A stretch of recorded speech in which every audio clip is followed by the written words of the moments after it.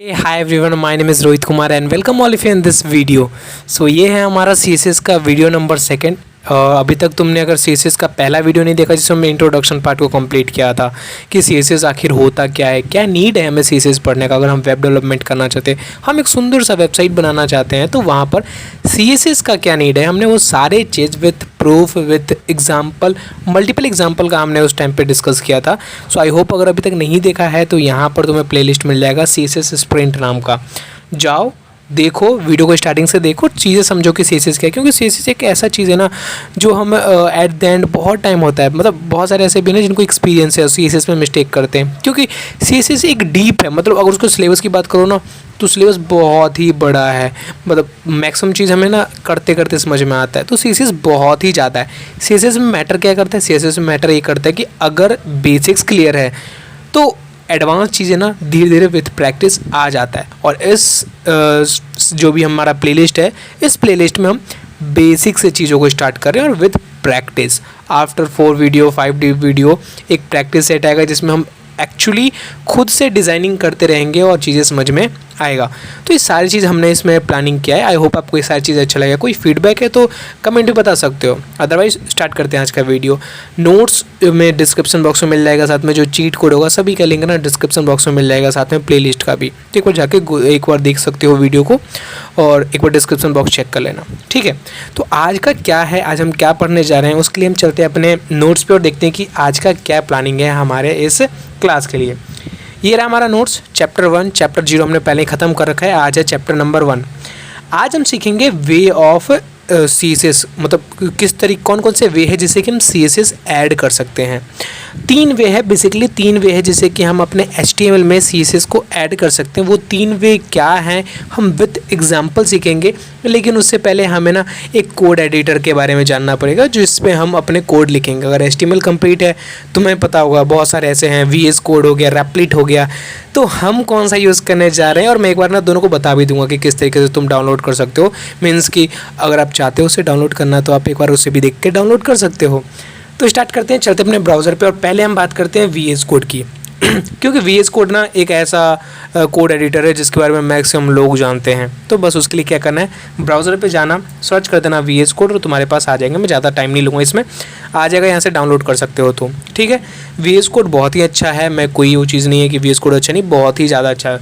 Basically मेरे पास भी VS code है, मैं तुम्हें दिखा देता हूँ। यहाँ मिनिमाइज़ करते हैं, देखो मेरे पास विजुअल स्टूडियो है। बट हम जो कोडिंग करेंगे, जो हम अपने इस कोर्स के थ्रू आउट करते रहेंगे, वो हम करेंगे रैपलिट पे। रैपलिट क्यों कर रहे हैं हम, क्योंकि रैपलिट पे ना ये सभी चीज़ ना ऑनलाइन रहेगा। अब ऑनलाइन का फ़ायदा क्या हुआ, ऑनलाइन का फ़ायदा ये रहेगा ना कि तुम अगर बाई चांस चाहते हो कि मैं इस लैपटॉप में जो भी काम किया हो दूसरे लैपटॉप में एक्सेस कर सकूँ, तो तुम्हें कुछ नहीं करना पड़ेगा, बस वहाँ पर जाकर रैपलिट को ओपन करके अपने जीमेल को लॉगिन करना पड़ेगा और रैपलिट में तुम्हारी सारी चीज़ आ जाएंगे। और स्टार्टिंग में ये भी होता है कि हम CSS को अगर बेसिक से स्टार्ट कर रहे हैं तो बहुत सारे फोल्डर्स बनाने पड़ते हैं जो हमारे लैपटॉप के, हमारे कंप्यूटर के बहुत ज़्यादा स्टोरेज को खा जाता है। लेकिन अगर हम ऑनलाइन कर रहे हैं तो स्टोरेज की चिंता ही नहीं करना है, क्योंकि सारी चीज़ क्लाउड में सेव होगा, ऑनलाइन सेव रहेगा। तो ये चीज़ कुछ फ़ायदे हैं जिसके कारण हम रैपलिट यूज़ करते रहेंगे। अदरवाइज़ तुम कोई भी डिफरेंस नहीं है, तुम VS कोड से भी कर सकते हो अगर तुम चाहते हो तो VS कोड से भी कर लो या IFS से कर लो। काम तो एट द एंड हमें कोड लिखना है, या तो तुम इस VS कोड में लिखो या तो रैपलिट में लिखो। अब सिंपल सा फंडा है ना, तुम चावल खाओ या रोटी खाओ, भरना तो पेट ही है। तो बस सिंपल सही चीज़ है। तो VS कोड मैंने बता दिया। अब रैपलिट को हम कैसे करेंगे, जिन्होंने HTML का सीरीज़ देखा होगा उसमें मैंने थ्रू आउट रैपलिट यूज़ किया है, तो उनको पता होगा। जिनको नहीं पता उनको क्या करना है, बस रैपलिट सर्च कर लेना है गूगल पे। जैसे ही रैपलिट सर्च करोगे तुम्हें सजेशन भी मिल जाएगा। अदरवाइज़ यहाँ पे जैसे ही रैपलिट सर्च करोगे जो पहला वेबसाइट है उसे ओपन कर लेना। आफ्टर डैट अगर पहली बार रैपलिट पे आ रहे हो तो पहले तो तुम्हें साइन इन करना पड़ेगा। साइन इन कर लेना, उसके बाद तुम्हें ये पेज दिखेगा जिस पे हम कोड लिखते जाएंगे। क्या करना है, इसके बाद हमें बस इस क्रिएट रैपल पे क्लिक करना है। जैसे क्रिएट रैपल पे क्लिक करोगे तो यहाँ पे बोलेगा कि तुम किस लैंग्वेज में कोड लिखना चाहते हो। देखो कितना फ़ायदा है, कोई एक्स्ट्रा चीज़ की डाउनलोड करने की कोई नीड नहीं है। तुम्हें मल्टीपल लैंग्वेज यहाँ पे मिल जाएंगे रैपलिट पे। हम Node.js कर सकते हैं, हम C+ कर सकते हैं, पाइथन कर सकते हैं, बहुत सारे चीज़ है। हम जा रहे हैं HTML CSS और जावास्क्रिप्ट लिखने, तो मैंने यहाँ पर HTML CSS और जावास्क्रिप्ट सर्च कर लिया है। बेसिकली हम जावास्क्रिप्ट नहीं लिख रहे हैं अभी, हम CSS करेंगे, लेकिन इसका जो टेम्पलेट है वो HTML CSS जावास्क्रिप्ट, तो तुम भी इसे सेलेक्ट कर लेना अगर तुम इसको कर रहे हो यूज़। तो यहाँ पर हम डाल देते हैं चैप्टर CSS 1 डाल देते हैं कि CSS का चैप्टर नंबर 1 चल रहा है हमारा। क्रिएट रेपल करते हैं और क्या होगा, हमारा रेपलेट हमारे लिए फ़ाइल बनाकर दे देगा। ये हमारा फाइल बन चुका है।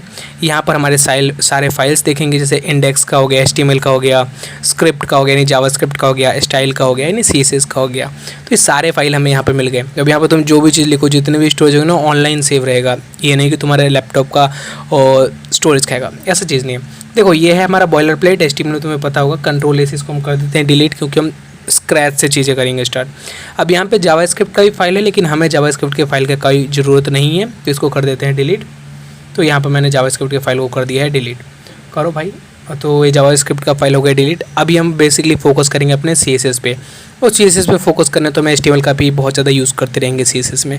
तो अगर HTML भी तुम्हारा उतना अच्छे से क्लियर नहीं है तो कोई चिंता नहीं, CSS में HTML भी हम थोड़ा बहुत पढ़ ही लेंगे, बहुत सारी चीज़ हम सीखेंगे, ठीक है। तो पहले हमें HTML बना लेते हैं। HTML के में क्या करना है, बॉयलर प्लेट को लाना है। आई होप आपको पता होगा बॉयलर प्लेट कैसे लाएंगे। शिफ्ट के साथ 1 क्लिक करो, एक्सक्लेमेशन मार्क के साथ आ जाएगा तुम्हारा बॉयलर प्लेट।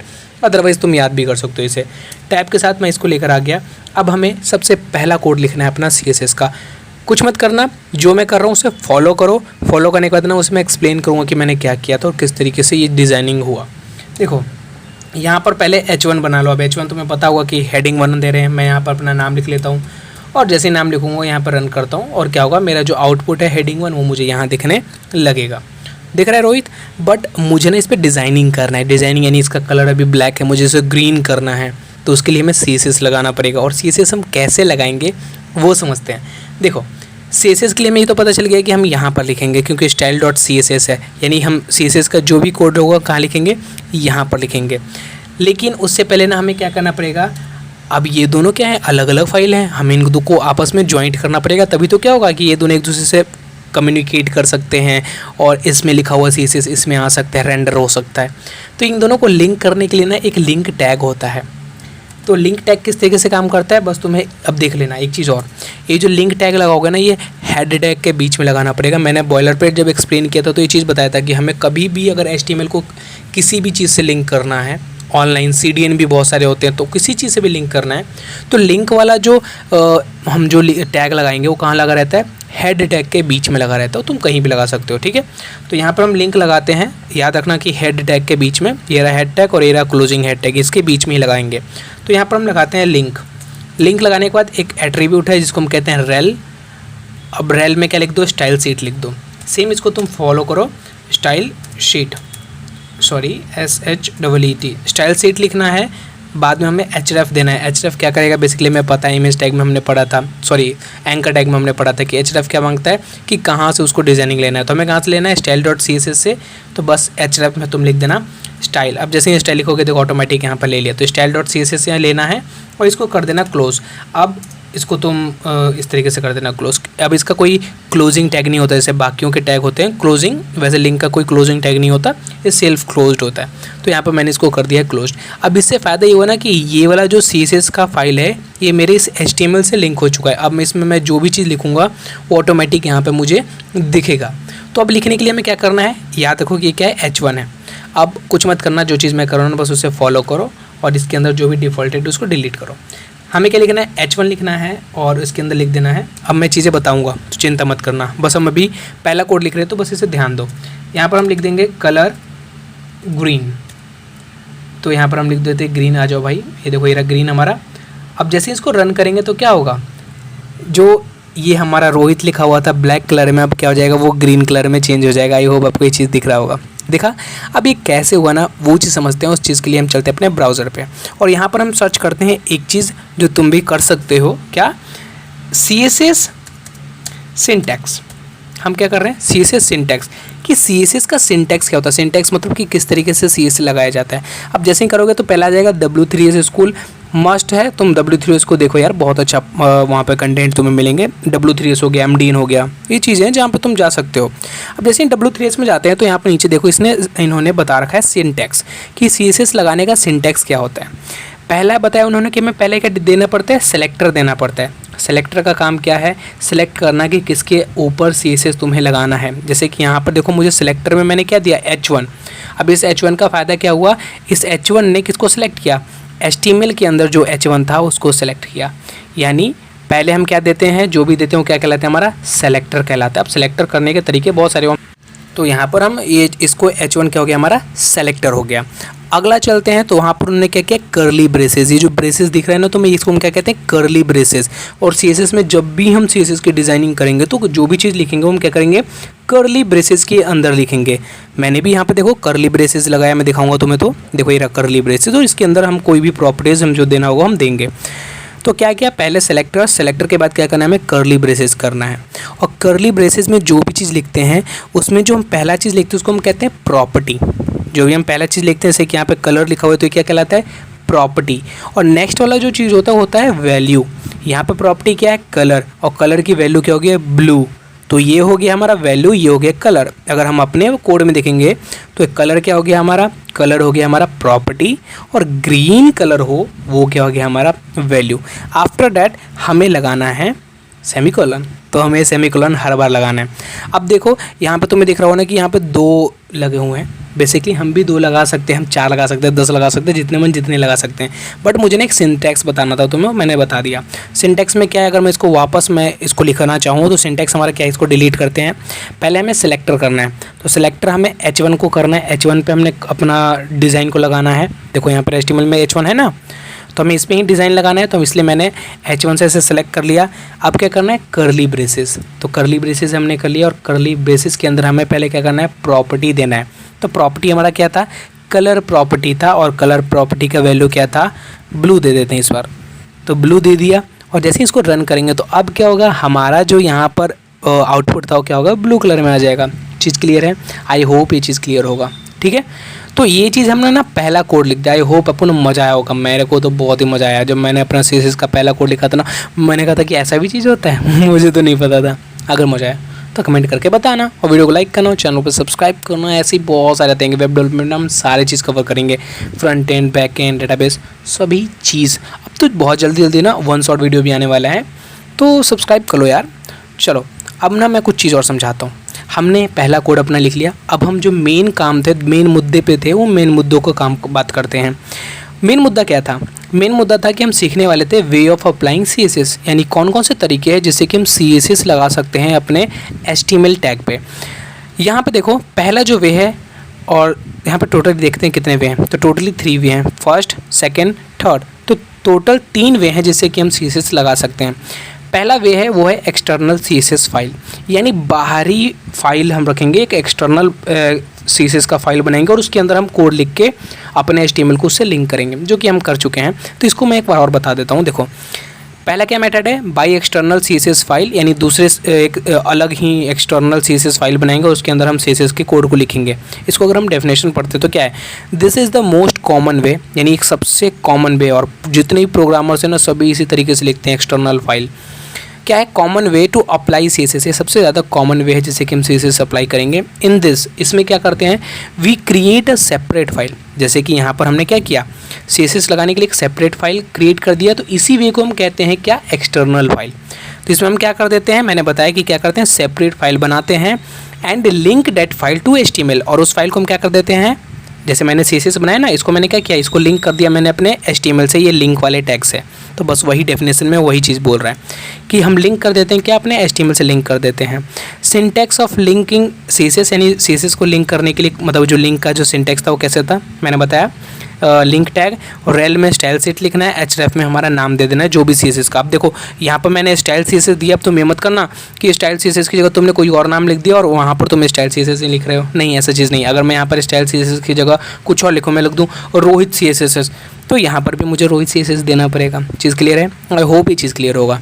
ठीक है, तो ये जो मेथड था जिससे कि हमने लगाया उसको हम क्या कहते हैं, एक्सटर्नल मेथड। मैं एक बार और लगा के दिखाऊँ, तुम देखो मैंने क्या किया, दूसरे फाइल में मैं CSS का कोड लिख रहा हूँ। मैं यहाँ पे लिख रहा हूँ कलर, हम बहुत सारे और भी देखेंगे प्रॉपर्टी, अभी मैं मेन कलर ले रहा हूँ क्योंकि उनके लिए ना मैंने अलग अलग प्लानिंग बना रखा है। मान लो कि मैं अब कर देता हूँ रेड। तो इस मेथड में हमने क्या किया, हमारा HTML का फाइल अलग है, CSS का फाइल अलग है। हमने बस क्या किया, HTML से हमारा CSS को ज्वाइंट कर दिया इस लिंक वाले टैग से, और फिर हम इसमें सेपरेटली अपना CSS का कोड लिख रहे हैं। तो इस तरीके का मेथड हम क्या कहते हैं, इसको कहते हैं एक्सटर्नल मेथड कहते हैं, जिसमें हम एक सेपरेट फाइल बना के अपने index.html को कंट्रोल करते हैं, उसके डिज़ाइनिंग पार्ट को देखते हैं। आई होप ये पहला वाला पार्ट ना क्लियर हो गया होगा।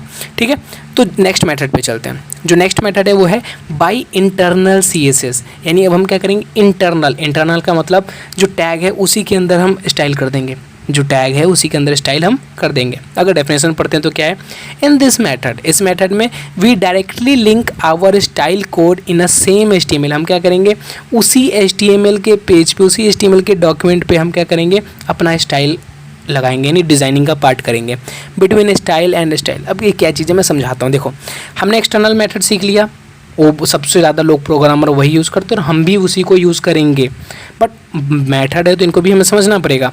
तो अभी हमारा क्या है बाय इंटरनल CSS फाइल। अब ये इंटरनल CSS फाइल का मतलब क्या है मैं समझाता हूँ। अब इसको मान लो कि ये मैंने हटा दिया, ठीक है, वापस इसको रन करूँगा तो क्या हो जाएगा, ये ब्लैक कलर का हो जाएगा। अब हम चलते हैं index.html पे और ये जो लिंक वाला है ना इसको भी हम हटा देते हैं। अब इससे क्या हुआ, इन दोनों के बीच में कनेक्शन टूट गया। अब हमें क्या करना है, इंटरनली CSS लिखना है। इंटरनली CSS का मतलब है कि इसी में हम HTML भी लिखेंगे, इसी में हम CSS भी लिखेंगे, ठीक है। तो CSS हम कहाँ लिखेंगे, इस तरीके में हम जो CSS लिखेंगे वो भी हम क्या लिखेंगे हेड टैग के बीच में। यहाँ जो हेड टैग है ना इसी के बीच में हम लिखेंगे CSS, उसको हम कहते हैं इंटरनली CSS लिखना। अब कैसे लिखेंगे उसके लिए ना कुछ प्री रिक्विजिट है। जो प्री रिक्विजिट क्या है वो क्या है कि जब भी तुम हेड टैग के अंदर CSS लगाओ उससे पहले तुम्हें एक टैग लगाना पड़ेगा जो कि क्या है स्टाइल टैग। जैसे कि मैंने बताया था ना, हमने अपना डेफिनेशन पढ़ रहे थे तो वहाँ पर मैंने किया, तो स्टाइल टैग लगाया तो क्या ऑटोमेटिक इसने क्लोजिंग स्टाइल टैग दे दिया और हम जो भी अब CSS लिखेंगे इसी के बीच में लिखेंगे। अब याद रखना एक चीज़ कि हम इन CSS को कहाँ लगाएंगे, हेड टैग के बीच में। अब ये क्यों लगाएंगे ना, ये चीज़ मैं तुम्हें समझाते रहूँगा तो उसका टेंशन मत लेना कि हम क्यों लगा रहे हैं, इसी के बीच में हम क्यों लगा रहे हैं, नीचे क्यों नहीं लगा रहे हैं। तो विथ एग्जाम्पल सभी चीज़ हम समझते रहेंगे तो टेंशन लेने की कोई ज़रूरत नहीं है। तो ये जो मेथड है इस मेथड को हम क्या कहते हैं, इस मेथड को हम कहते हैं हमारा इंटरनल CSS फाइल। अब कैसे लगाते हैं मैं एक बार लगा के भी दिखाता हूँ तुम्हें। जैसे कि अब हमारा अभी ब्लैक हो रखा है, हम इसे वापस से रेड करना है, पिंक करते हैं चलो इस बार। तो हम क्या करेंगे इस स्टाइल टैग के बीच में लगाएंगे। अब मैंने CSS का तुम्हें सिंटैक्स बताया था, पहले क्या चाहिए हमें, पहले हमें चाहिए सेलेक्टर। तो मैंने H1 पे लगाना है मुझे, तो H1 से मैंने इसको सेलेक्ट कर लिया, कर्ली ब्रेसेस, और कर्ली ब्रेसेस के अंदर जो भी हमारा कलर मतलब जो भी प्रॉपर्टी है वो करते हैं। तो हमें कलर प्रॉपर्टी लगाना है और कलर प्रॉपर्टी क्या होना चाहिए, पिंक होना चाहिए। उसका ये सेमीकोलन लगा दिया मैंने और इसको हम करते हैं रन। जैसे ही रन करेंगे तो क्या होगा, अब हमारा जो रोहित आया था ना वो पिंक कलर का आने लगेगा। चलो आ यार, क्यों नहीं आ रहा है, ठीक है एक सेकेंड, इसको रिफ्रेश करते हैं, देखो आ गया पिंक कलर का रोहित।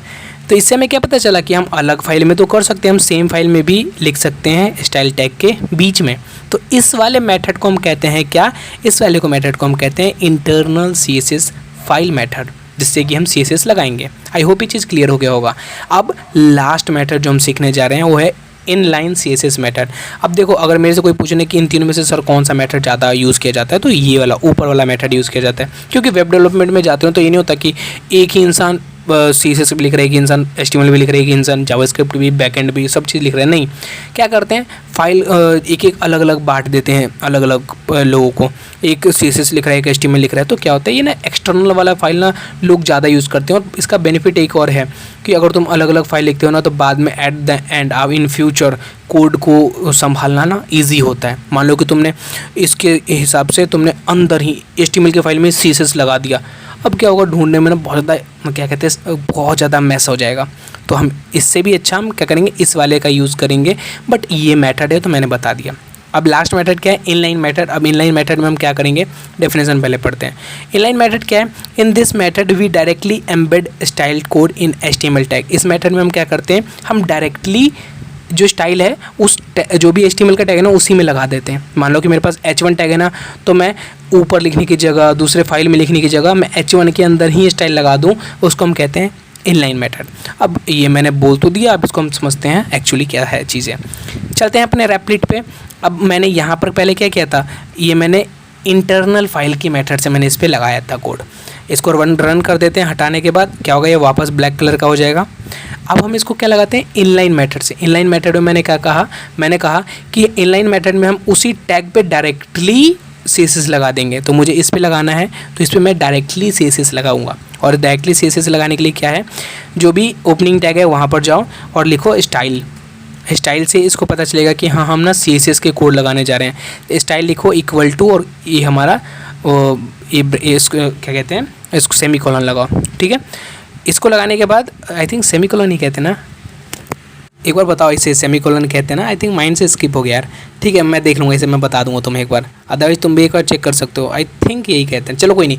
स्टाइल इक्वल टू ये लिखो, इसके अंदर जो भी प्रॉपर्टी ना अब उसको हम डिफाइन करते हैं। जैसे मुझे कलर प्रॉपर्टी डिफाइन करना था तो मैं लिखूँगा कलर मुझे क्या चाहिए, रेड चाहिए, तो मैं यहाँ पे लिख दूंगा रेड चीज़। ठीक है, अब जैसे इसको रन करोगे तो क्या होगा, अब हमारा जो टेक्स्ट होगा क्या होगा, रेड हो जाएगा। और ये हमने किससे किया, इनलाइन मेथड से किया। आई होप आपको ये चीज़ समझ में आ गया होगा कि एक्सटर्नल फाइल मेथड क्या है, इंटरनल क्या है, इनलाइन क्या है। तो ये 3 मेथड थे जिससे कि हम CSS लगाएंगे। अब देखो ये वाला मेथड ना मैं हल्का सा भी सजेस्ट नहीं करता हूँ, एक बार तुम ये वाला मेथड लगा सकते हो जिसमें इंटरनली हम CSS लिखते हैं, बट ये मेथड ना बहुत ही बेकार है। क्यों बेकार है, मान लो कि यहाँ पे मैं 1000 HTML लिख दूँ, 1000 लाइन HTML लिख दूँ, क्या मैं हर HTML टैग में जाके इनलाइन करूँगा, इस तरीके से इनलाइन करूँगा? नहीं करूँगा। हम या तो इस एक्सटर्नल मेथड का यूज़ करेंगे या तो ये इंटरनल मेथड का यूज़ करेंगे, बट इनलाइन का नहीं यूज़ करेंगे। बट मेथड था तो जो चीज़ मैंने समझा दिया, आई होप ये चीज़ समझ में आ गया होगा। चलते हैं हमारे नोट्स पे और देखते हैं कि आगे क्या हमारे लिए रखा हुआ है। तो आगे है हमारे लिए फ्रेमवर्क। अब देखो फ्रेमवर्क क्या है, मैं चीज़ समझा देता हूँ। हमने 3 मेथड सीखा, एक मेथड और होता है फ्रेमवर्क। फ्रेमवर्क क्या होता है ना, बहुत सारे ऐसे वेबसाइट है जहाँ पे तुम जाओगे ना तो ऑटोमेटिक पहले से ही तुम्हारे पास CSS किसी और ने लिख के रखा होगा तुम्हारे लिए, तुम्हें बस क्या करना पड़ेगा, वहाँ से कॉपी करके अपने वेबसाइट में पेस्ट करना पड़ेगा। उसको हम कहते हैं बाय यूजिंग फ्रेमवर्क, यानी हम फ्रेमवर्क की हेल्प से भी अपने HTML में CSS लगा सकते हैं। बेसिकली फ्रेमवर्क क्या होता है, फ्रेमवर्क एक ऐसा प्लेस होता है जहाँ पर पहले से ही CSS लिखा हुआ है, बस तुम्हें क्या करना है, वहाँ से उठाना है और अपने वेबसाइट में रख देना है और तुम्हारा CSS ऑटोमेटिक लग जाएगा। ठीक है, उसको हम कहते हैं फ्रेमवर्क। कोई भी पूछे फ्रेमवर्क क्या है, तो फ्रेमवर्क एक ऐसा चीज़ है जहाँ पर पहले से ही चीज़ें लिखा हुआ है, तुम्हें बस वहाँ से लेकर अपने वेबसाइट में डाल देना है और तुम्हारा सारा चीज़ उसमें ऑटोमेटिक हो जाएगा। कुछ फ्रेमवर्क की बात करें तो बूटस्ट्रैप हो गया, टेलविंड CSS हो गया, तो ये हैं कुछ फ्रेमवर्क जिसका हम यूज़ कर सकते हैं। हम बूटस्ट्रैप को, टेलविंड CSS को भी कंप्लीट करेंगे, इन सारी चीज़ों को हम कंप्लीट करते रहेंगे। तो वीडियो पे नए हो तो चैनल को सब्सक्राइब करो ना भाई साहब। तो चीज़ें ठीक है, हमने सब चीज़ समझ लिया कि फ्रेमवर्क में क्या होता है, इनलाइन, इंटरनली, एक्सटर्नली, सभी चीज़ समझ लिया। आज की वीडियो के लिए बस हम यहीं तक रहने देते हैं। तो आज हमने